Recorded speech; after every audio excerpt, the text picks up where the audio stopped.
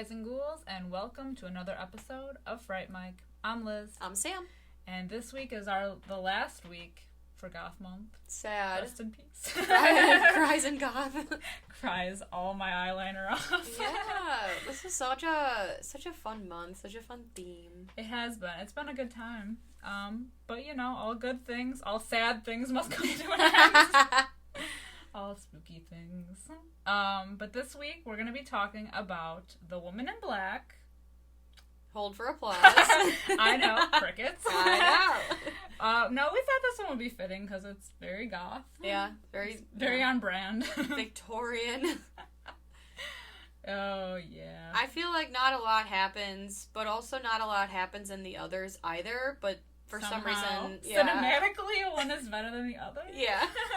Like, the same amount of things happen, and yet one of them feels a lot emptier than the other. One of them hits different. Yeah. But we'll get into it. You know, even though not a lot happens in this movie, it does have the recipe of a typical gothic horror movie. Yeah. It's got the ghost. It's got the, like, gray filter. It's got the atmosphere. Yeah, it does have the atmosphere. The mutton chops. And the atmosphere is good. You know? Yeah. That's, like, one of my favorite things about this movie is the atmosphere. It's creepy. It's dreadful. It's got a cool mansion. That is true. That is very true. I am in love with the decor. Yeah. The house, the vibe. setup. It's felt like when Luke and I were watching this, because I'd only seen it one time in the theater, so this is my first time watching it since it came out in, 2012? 2012, yeah. I really had no memory except for maybe, like, 3 scenes. But when he walks into the one room, it's got, like, a dark purple wall, and I was like, I have a dark purple wall. I didn't even plan this. That gave me Haunted Mansion vibes. Yeah. I was looking for, like, the little eyeballs. Absolutely.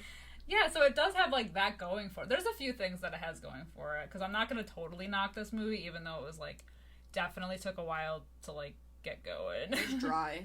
It was very dry. That was, like, my biggest qualm about this movie is that, like, it's only an hour and a half long, and it takes about 45 minutes for something to actually start happening. This is actually true, yes. Like, true story. Like, yeah. they just try to develop it so much, and then they, like, pack all of the scares in at the end. Yeah. You know?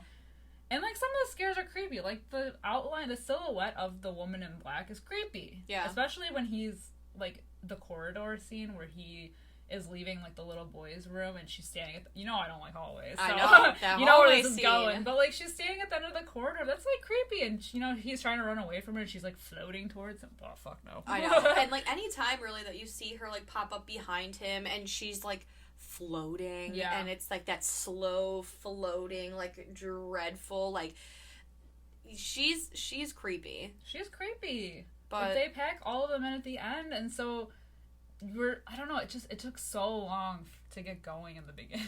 Yeah. Like, there was almost too much story, and they just took way too long to tell it. Right. The backstory, I mean. And the movie starts off so strong. Like, that opening scene, because Luke had never seen this before, so, like, that opening scene. So the movie opens with 3 little girls playing in a room. There's, like, you know, dolls and tea sets and whatever. And all of a sudden they just look at something, and then they all silently go to this window, and then they just jump to their death. And Luke was like, well, that was fucking creepy.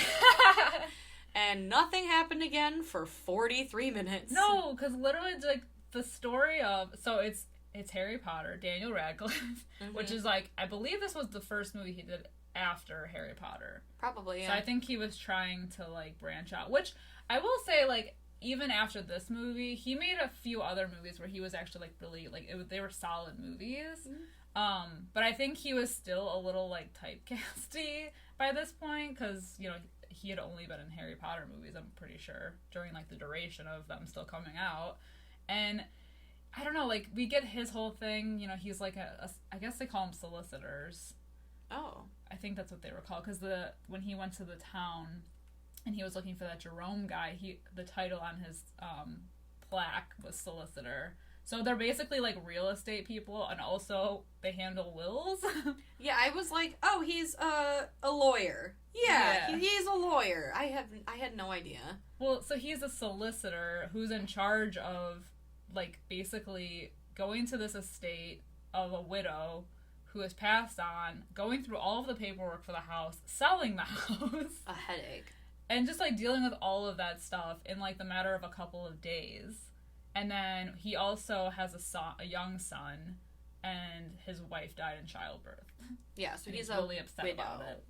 But widower. It's just crazy because he has such a baby face that I didn't really buy him as a dad. Yeah, they said, by the way, you're a dad to a child who's old enough to walk and talk. Like, the kid's probably, like, what, 8? 7? Oh, I think he says he's 4, but still. Lies. Yeah, Lies. The kid is older, and he's just, I don't know, man. I don't even know how old he was when they filmed this, but, like, everybody in this movie is so much older looking than he is. Yeah. Well, I think the cast of Harry Potter is probably right around our age. So this came out in 2012. He was 22. I would say no older than 24, 25. Well, I mean, it was back in the day. I guess they were having kids young, so. Yeah. But I mean, still, what was birth control? Little baby-faced Daniel Radcliff does not belong in this movie. No, it's I'm so not saying weird. he's a bad actor. I'm just saying it was a weird choice to Yeah. have him in this movie. And he's, like you said, he's good in it. It's just, I don't buy it. No, but that's the problem. I think the casting was a little off. And he has to carry this movie. He literally has to carry this movie because he's alone so much. So much. Maybe that's why they cast him, because they said, who's really good at looking miserable and not saying a goddamn word? Daniel He Radcliffe! has permanent cry face. He does. Constantly, just like... He always looks upset. Yeah. And you know what? He is upset a lot in this movie because we keep getting those flashbacks to his dead wife. He's broke. He has to go to this thing. And everyone, like, hates him. Yeah, everybody hates him in this movie. Yeah, he goes to this town where everyone's like, fuck you, guy. Literally, though. They don't know him. I mean, it's PG-13, so they don't say that, but they basically say it with their eyes. Exactly. Exactly. Poor Daniel Radcliffe. Poor guy, man. He can't get a break. Yeah. So he, he leaves town to go on this business. He goes to a hotel. He's put in the room that the girls, jumped from. Yeah. And we're like, ooh, spooky. And I thought, maybe something was gonna come of it. But nothing does. Oh, it was that room. Mm-hmm. I thought the room they jumped out of was in the mansion. I don't know why. No. I don't know why. And then, yeah, he's even standing by the window in 3 windows. I don't know why I didn't put that together. Yeah. Yeah, Luke was like, oh, they're gonna put him in the attic? That's awful. And then once, they walk in and it's the window, Luke goes, oh, I think that's worse. Eee, the porcelain dolls and everything. Yeah. But yeah, I thought, maybe something was gonna come from that. Well, in Nothing a sense, does. not that, but what if he saw the ghosts of the girls? Ooh. Right. That would have been creepy. Yeah, that would have been creepy. Yeah. Maybe that was a deleted scene. I'll have Could to be. look it up. You know what I did notate, though? The guy, so he basically gets treated like Mary and Joseph on the night of Jesus' birth. He's no room at the inn. Yeah, he's like, yeah, we got a room for you, buddy.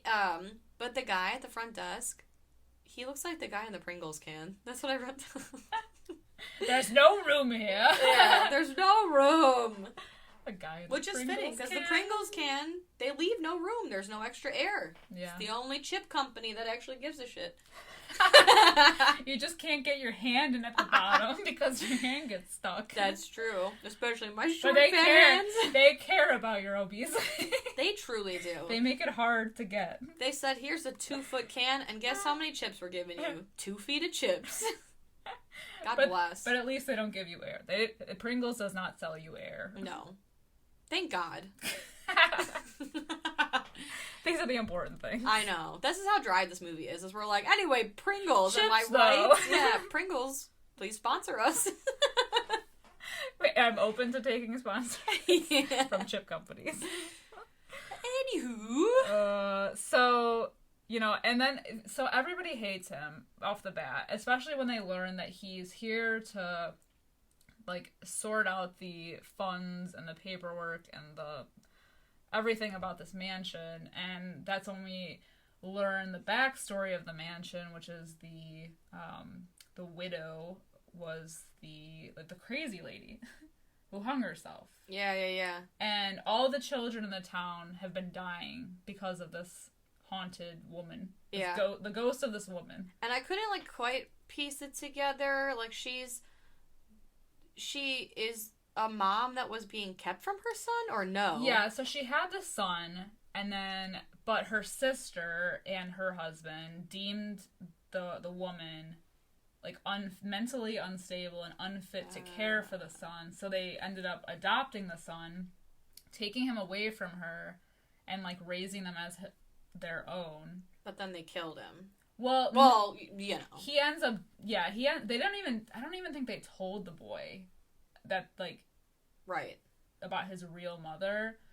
And then there was the accident with the marsh, and that boy ends up drowning in the marsh, and I don't know if they, like, didn't try to save him, or what. I was confused. Well, especially because, like, the whole carriage goes under, right? Yeah, and, like, that flashback scene, yeah, we see, like, the whole carriage going under. I mean, they're, like, all screaming out for him, but the whole thing is that she wants revenge because, you know, they could have saved her boy. Exactly. And then because when he gets to the mansion, he's, like, digging through the paperwork, and he sees all these letters from the woman in black. I think her name was Jeanette. Jeanette? Sure. Jeanette? Yeah. She that sounds right. She, like, wrote all these letters to the boy. I mean, he never got any of them, but just... all, like, the birthday cards and stuff. Yeah, like, he finds all that shit. He's sifting through it. He sees all the papers and all the photographs scratched out. You know, it was like, very, like, Allie Hamilton and Mother in the Notebook. Yeah. You know? Yeah, just a bundle of letters I wrote that you never out every came. day for a year. What do you want? Yeah, so, like... she vowed revenge, and this movie, what it does do really well is it builds that dreading, like, heavy feeling, and the ambiance, and the shots of the ghostly, you know, like, of the woman in black are very creepy. They're all from far away.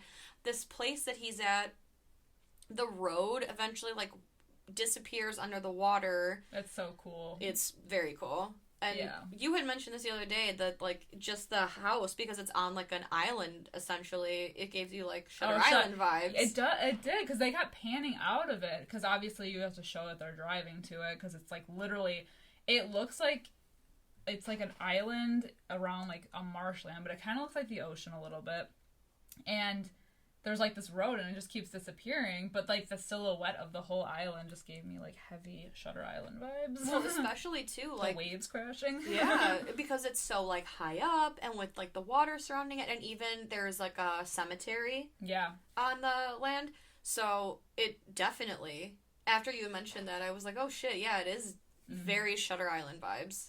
It just gave it off, man. Yeah, but, like, it's really cool. I think the first time he sees her...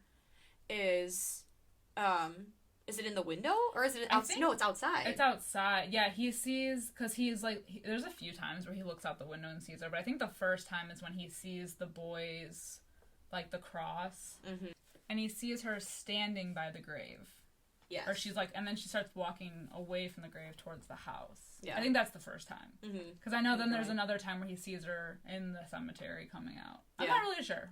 There's a few times. There's a lot of times where they, like, just see each other in the distance. Yeah, because then he keeps going outside, and then at one point when he's outside, he looks up and he sees her in the window, and it's, like, really creepy. That is 97% of this movie, is, like... them seeing each other from a distance. Exactly. It's, like, that he's afraid, she's intimidating, like, it's very that. Yeah, I guess there's another disturbing aspect of this movie in that the way that basically the second that he gets into town and starts seeing her...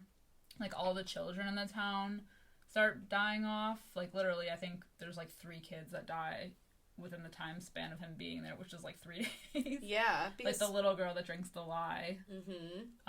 The girl in the fire. Yep. And then, wasn't there one more? There was one more, but I can't... they, like, offhandedly mentioned it, because that's when they're, like, driving back. Yeah. From...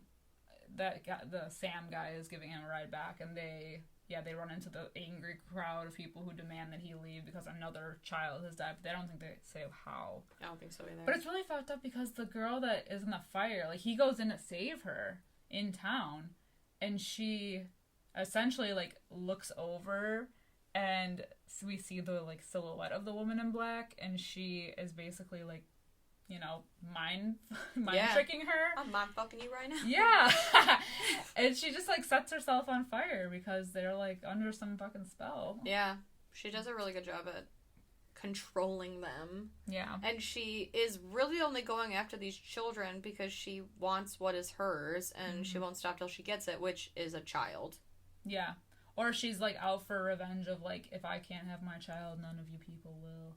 And I wonder how she picks them. You know, that's the other thing. Yeah, and it's weird because, so he stays with that Sam guy and his wife, who have also lost their child, and the wife is, like, batshit crazy. Although I do love her little chihuahua. I know. I like when she goes, you won't mind if the twins eat dinner with us? And he's like, not at all.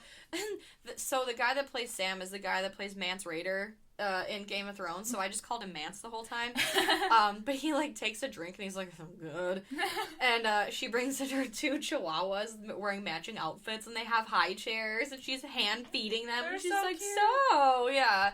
What a nutbag. But, like, they do mention that, they can't, like, once you start seeing the woman as when these kids die off, like, they say that, but then other children have died, so it's like, is everybody that's going to the house, or are there a lot of people frequenting this house where all these kids are dying? Right, and, like, the 2 boys that bring the girl in that drank the lie, why didn't they die? Why weren't they targeted? Yeah. You know, there are no rules discussed to how this works, which sometimes works and sometimes doesn't, because if you lend too much to the lore, then sometimes it can backfire. Yeah. But also when you don't explain something enough. Yeah, because it seems like, and they make it seem, they mention in the past that children have died, but then it seems like the second that Daniel Radcliffe's character arrives, then all these kids start dying off, like, one by one. Right. So it's like, is this always how it is? Because there wouldn't be any kids left if they were dying at this rate. True. So it's just kind of weird. Yeah, I don't get it. Yeah, it's a little weird, but the wife, like, completely loses it. She, like, I think she's just so, like, grief-stricken still about because I think they mentioned that their son had died, like, 10 years prior, because he says, like, oh, he would have been your age now, or whatever. Yeah. And she's so grief-stricken, but she does those, like, weird carvings. Yeah, she becomes, like, taken over, possessed by something. Yeah. She's into some weird voodoo shit. And he does, like, in the middle of the night, get up, like, wander the house, and he sees the carving that she made on the table, because we don't see it right away, but the carving is of somebody basically hanging. Yeah. A hanged person. And then, after staying with them that one night, he decides to stay in the mansion alone, which...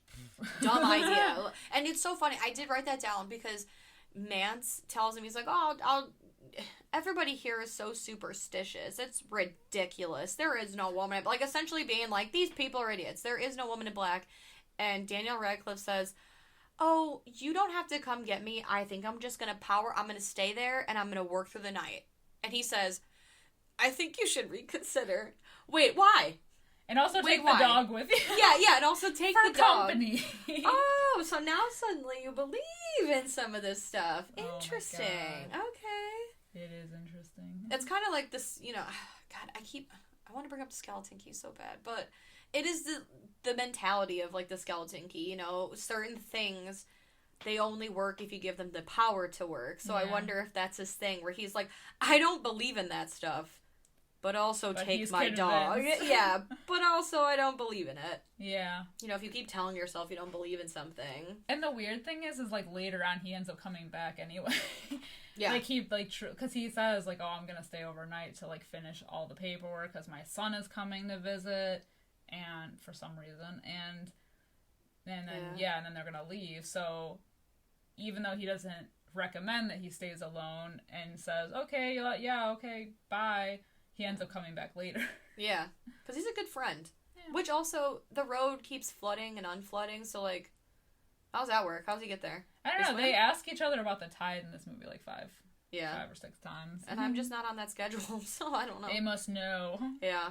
But, and so this is when I guess the creepiness is amped up, because he's alone in this house, but it's like the way that it's done, because he sees her a lot. It's a lot of, like, oh, I see her outside, I'm gonna go outside, and oh, I'm gonna go outside, and then I see her in the window, and I'm gonna go run back inside, and it's like, I see her in the distance, and then I go, and I'm gonna go investigate this room, because I'm hearing noise. It's like, oh, it's like Scooby-Doo, but creepy. You know, like, if the ghost chasing and Scooby-Doo were actually creepy, instead of, like, that... I was just thinking that, too! in one door, out the other, like going into all these rooms. And he for a man that's under like a time crunch of only having a couple of days or getting fired.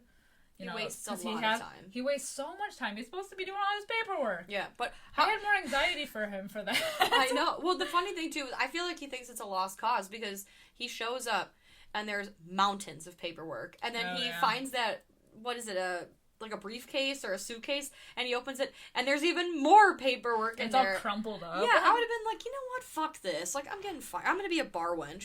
Like, that's... I gave up before I even started. Exactly. I don't need this job. It makes me exhausted just looking at that paperwork. No. But it was creepy. Like, he's looking out the window, and he sees her. So he goes outside, or I don't even know. So basically, they're just, like, looking at each other from the window, and he's walking up to the house, and he sees her in the window. And it's creepy. It is creepy because she's pale. Because she's pale, and he goes inside, goes up to that room, looks out, and sees, like, where he was standing, and you don't see anything. Like, she's not outside, but we see the same view of the window from outside, and her face just appears right next to him, but he doesn't feel the presence. Like, he turns around, but, that's it. That's probably the creepiest part of this movie. I agree. Other than the hallway thing. Oh, and then, like, when she, like, rushes him. Oh, yeah. I remember seeing that in the theater. That was one of the scenes that stuck with me, where I was like, I don't like that. I don't like you. I don't like it at all. That, or when he's, like, he's in the dining room or whatever, or he's looking through the paperwork, and we just see her, like, creeping in the background. See, that's the thing that this movie has for it, is that it does have creepy moments. Yeah. But we're now an hour into an hour and a half movie. And nothing has happened. No. Like, I mean, a few things have happened with the kid deaths, but, like, really nothing has happened. Yeah. You know, the job that he came to do is not done. They still have to figure out the mystery of the woman in black, which I guess, so they go... Oh, wait, another creepy part, too, was when he's gazing out the window because it's 1867 and there's nothing else to do. I don't even know what year it is. But there's a thunderstorm that night that he decides to stay, which amplifies the creepiness, and he looks out and the water is flooded, so the marsh is, wet. And there's that cross sticking out, and he sees the kid. Oh, yeah. Come up from the dirt and start walking towards the house. I was like, ugh, yeah. Get out of here. There's a few times, because then at one point he also runs into the rain and goes by the cemetery, and like all the little children are like lined up, and oh god. But he essentially, through the night, finds like the carriage, which I didn't even realize that the whole carriage was missing. I thought, like, the kid just fell out. But he finds the body of the kid. Yeah, because then that Sam guy comes back, and they decide to, like, end this whole, like, string of, like, they're trying to put everything to rest so that all these kids can be saved, and they end up digging up the boy's body, which is really weird because it's like, how do you know? Well, it's the woman's body, right? Because they dig up the boy's body to put with the woman's body. Because they do dig up her so that they can put the corpse of the boy so that they can be, like, reunited in the afterlife. But it's not good enough. It's not. It's not good enough. I mean, even, so, like, all of this is going, I just feel like there's a lot, it's a lot of staring, a lot of gazing, a lot of ghosty things. I don't even really know where the things fall, but where does that scene come in? This is before they put the body with her, right? When she, like, rushes at him down the hall and, like, rushes at... No, it's not, because he thinks he got rid of her, right? I think that was way earlier, because they do dig up the... For some reason, they do this, like, ceremonial thing, because he's like, there's something I have to do, because they dig up the boy's body, or they get it out of the marsh. And then they place the boy's, like, dead body on his old bed, thinking, like, I don't even know what they were intending with that whole thing. I forgot about that, even. Like, they were like, it's like an offering, but then they end up taking the boy they end up digging up her body, or her grave, and putting the boy's body with her, thinking that would be... that. Yeah, that's true. That's true. I'm not really sure but when she rushes him, I don't know what part that is. I do remember, because it's after they put the body in, and then he goes back into the house with it's the boys' room, and there's this rocking chair that just keeps Oh my god, it just keeps rocking. going. I wrote something about the stupid rocking chair. I was like, I mean, this thing rocks out harder than a fat kid at an all-you-can-eat buffet. Like, hell this, yeah! it just keeps going. And there was that creepy part where, you know, you glimpse her, like, face for a second in the mirror. Like, just the camera can see it. But so he goes back into this room after the bodies have been joined, and he's in there, and you just see her, like, slowly come into vision, and she rushes at him and screams. And she's like, ah! And then it's a close-up on, like, the camera's a close-up of her face, and she's like, ah! And then she's gone, and Mance Rayder / I think Sam comes in, and he's like, what happened? Because meanwhile, he's running through the house getting chased by, like, those ghost kids. Yeah, I think he sees his own son, too. Yes. And then everything disappears, and Daniel Radcliffe's like, it's quiet now. So, like, they all think... is well. Yeah, so it's like, oh, there's a peace that's befallen this, the Eel Marsh house, and they take off, and so we think all is well. Harry Potter's gonna go meet his son, who has the face of a 50-year-old. Like, it's the smoothest... he's got the smoothest old person face, you know? He's like a little Benjamin. He is! But so... It's so funny, though, when the nanny brings the son, because he's like, yep, we're going right back. They literally just got off the train. He's like, we're going right back. They should just stay on the fucking train. I know. Keep the door open. The nanny's face when he's like, buy our tickets back to London. We're leaving tonight. And she's literally like, ah, shit. Yeah. Fuck you. A one-way ticket? I know. A two-way ticket? Oh my god. But then we get the echoes through the house, you know, of the woman in black, and she says, never forgive, never forgive, never forgive. And we see... It is a little weird, because he's, like, all cheery, you know, talking to Sam, like, thank you so much, Sam. Couldn't do this without you. Come visit if you're ever in town. No thanks. Some shit like that. And, like, meanwhile, the little boy is, like, looks over at something slowly and wanders off. And he's like, because they're at the train station, which, bad parenting all around. You've got 3 adults there. You've got Mance Rayder, you've got Harry Potter, and you've got the nanny. And none of them saw the kid wandering off. Harry Potter was holding his son's hand. How did he not just feel the kid fuck off while he's having this conversation? And by the time anyone realizes anything's wrong, he's like trotting down the tracks towards a train, and Harry Potter jumps onto the track, and you see him like get scooped up, and then the train comes, and all we see after that, after the train passes, is like Mance Rayder, and he's like, oh, and the face, like, you can't tell really what's happened one way or the other. Yeah. It's not until we see Harry Potter holding his son, and he says, Sam, where is everyone? That you realize, like, oh. You didn't make it, bro. Yeah, you didn't make it. You in the afterlife. But, he sees the woman, the lady in white, not the woman in black. Yeah. And it's his wife, and his son says, Daddy, who's that?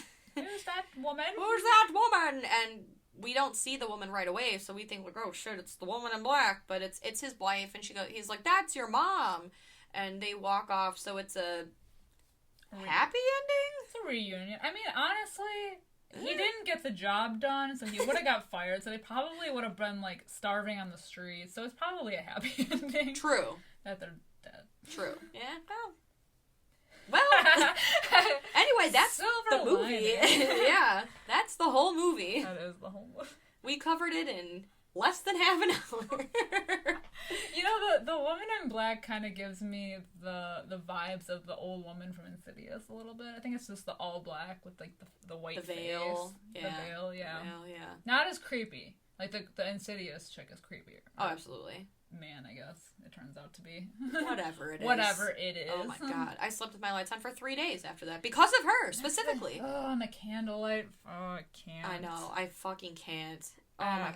And the pictures. Yeah. When she's, like, showing him, and, like, she kept getting closer. I don't like that. There's just some things, man. There's some things that get under my skin. I know. People at the end of hallways. Ugh. Bum rushing you. Yeah. People in photographs. I hate it. I hate it so much. I don't like that. But yeah, so this movie wasn't even that long. I mean, literally it was like an hour and a half. So there's not really much to say about it, honestly. The thing, I mean, we already talked about what we liked. The atmosphere was creepy. There were creepy scenes, but like we said, it just took so long to get there. Yeah. You know what's funny? Before we get to our ratings, we didn't even do the ratings. Oh yeah, we didn't do ratings. Yeah. Which is okay. We'll talk about it. Okay. 6.4 out of 10 on IMDb. Yeah, 67% on Rotten Tomatoes. Are you fucking kidding me? This movie? What? Really?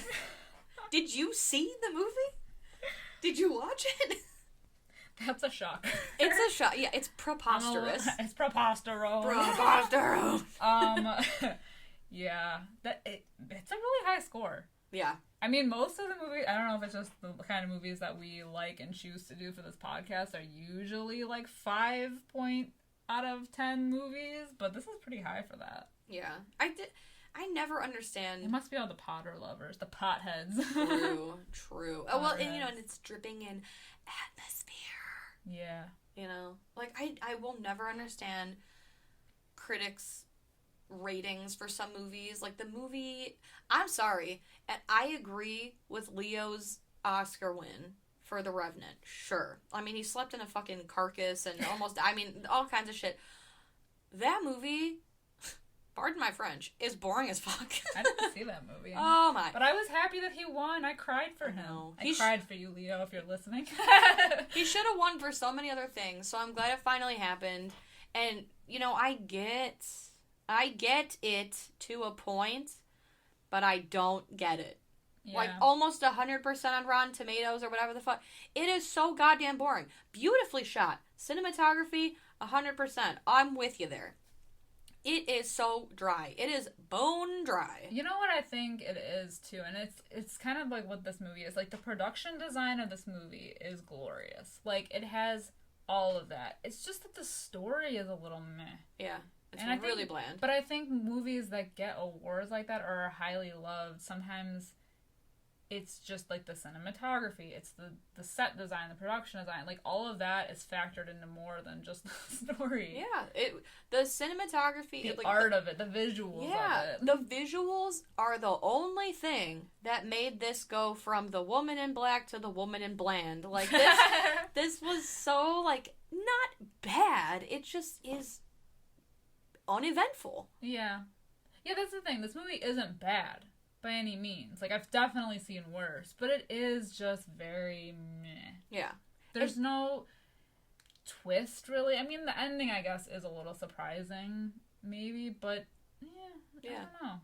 Like, it's a good movie in that it gets the job done creepy-wise. Like, I would be creeped out if I were watching this in the dark alone.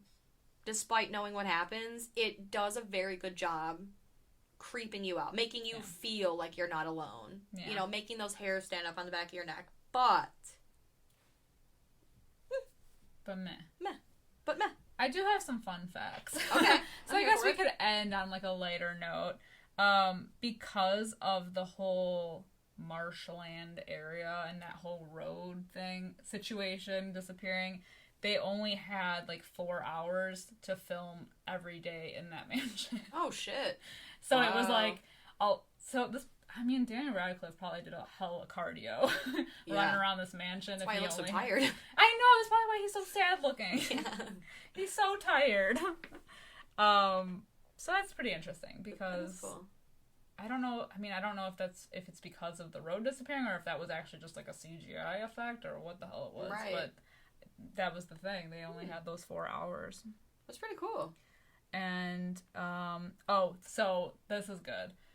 So whenever the dolls, like, I think it's like the creepy dolls start laughing, is the same laugh that they use for Billy, the puppet from Saw. That is a cool fact. Yeah. Oh, I love that. It's interesting. Yeah. Yeah. But you know what I didn't realize about this movie when I first started it and like the whole like the studio credits were going in? I didn't realize it was a Hammer film. Oh, I didn't either. Yeah, I guess it's one of the highest grossing Hammer films. So maybe that's why it's so popular. I know like there's a lot of people that like Hammer films, but I guess I didn't really realize it because I'm used to like when I think of Hammer films of just like The Curse of the Mummy or The Curse of Dracula, like I forgot that they put movies out, like movie movies. Yeah. Yeah. No, that's it. I didn't know that. Yeah. Fun facts. Yeah. Fright facts. Any more fright facts other than No. No, Yeah. I don't think so. I don't got anything either. Yeah, that's... Sorry, guys.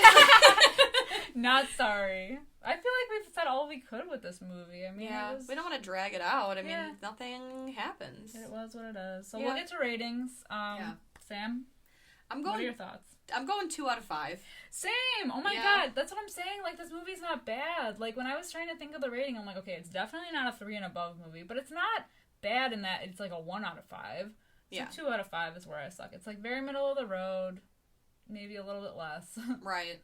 And, yeah. Yeah, I agree. Those are fair ratings. I think it's fair. Yeah. It gave me the atmosphere I was looking for, the ghostly hauntings and the creepy vibes, but it didn't give me anything else. Exactly. Literally anything else. It's a very good goth ambiance movie, Yeah. but really that's all it offers. It's just beautiful. Alright, guys, that's going to cap off our goth month, gothic horror. R.I.P. I know. Let us know what you think of The Woman in Black, what you thought of any of the movies that we've covered this month. Let me know if you've got any other gothic horror movies too. Like, what are some of your yes. favorites now that our month is wrapped up? Ooh, especially new ones. Yeah. Yeah. We're always down. I'm down. We're down, bitches. But you can let us know what you think by following and commenting on our social medias. We are on Instagram, Facebook, and Twitter. You can also find us on Patreon for extra spooky content by searching patreon.com/Fright Mic Podcast. We got extra spooky goodies over there. We got rewards. And now that everything is opening back up, we're going to be reviewing some new release movies too. Yep. Patreon exclusives. Yeah, so we've already done a few this month, so head check on it over out. there. Yeah. Yeah, but that's it, and we'll see you for next month's theme. Woo! It's gonna be a good time. Very exciting. It's very fitting for my own life. I'll just say that. If you want to follow Sam's personal life, you can follow her on Instagram. But, you know, I'm sure if you're listening, you'll hear us talk about it next week. Absolutely. Next week. Be prepared. It's brutal. But until next time, I'm Liz. I'm Sam. Rest in peace.